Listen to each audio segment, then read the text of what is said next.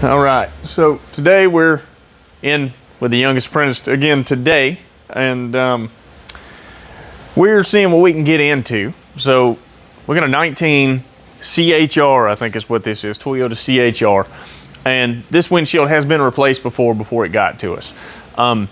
Unfortunately, somebody didn't do a very good job on this windshield, and I wanted to point out some of these things to you so that you had a better understanding of what to look for when looking for an auto glass shop to do the job for you, to do your replacement and recalibration.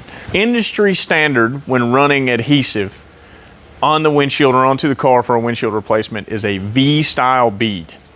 And the reason for that is because it has a stronger bond and it has a more complete bond to whatever surface it goes on. This specific vehicle, somebody ran a round bead on, which hasn't been standard for years and years and years. And I'll show you exactly how a round bead fails. So it does what we call cupping.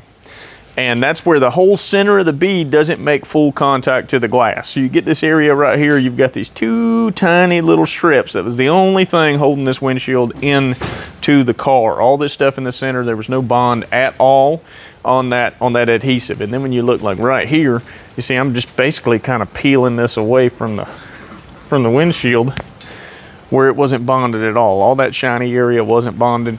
And this is what it looks like on the car side. I still got this adhesive on here just to show you what it looked like. It was right here and here's these only two spots that were holding it. All the shiny stuff in the center was not bonded to the windshield at all. Now, whoever did this windshield before also used a terrible selection of tools or wasn't highly skilled or whatever the case was. They used my least favorite tool, the extractor. And if you come down here to the lower corners, and I see this all the time on cars, they scratched this car up in these lower corners and down these A-pillars right here, this whole area. I'm starting to see a little rust show up here, rust down here in this corner. The other corner looks the same way over there. And then I'm not exactly sure what they trimmed this vehicle up with. It looks like they cut it out with a cold knife and didn't do a very good job, because we've got rust up here in the top corner where paint was removed, and then up here along this top edge. It's a little more difficult to see because of the lighting, but there's rust coming out on the top edge up here in spots all along the top, all the way to the other corner and down that side. And that is from using, in my opinion, improper tools to trim the old adhesive bead out. Now, even if you do use good tools, you can still scratch the car.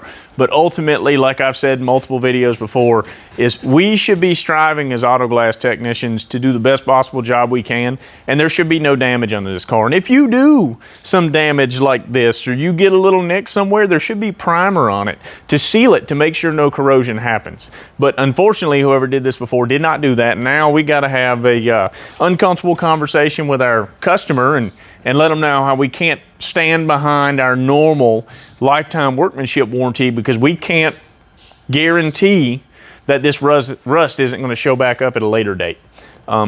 So it's unfortunate for everybody. But either way, here at Glass Express, we hope everybody had a Merry Christmas.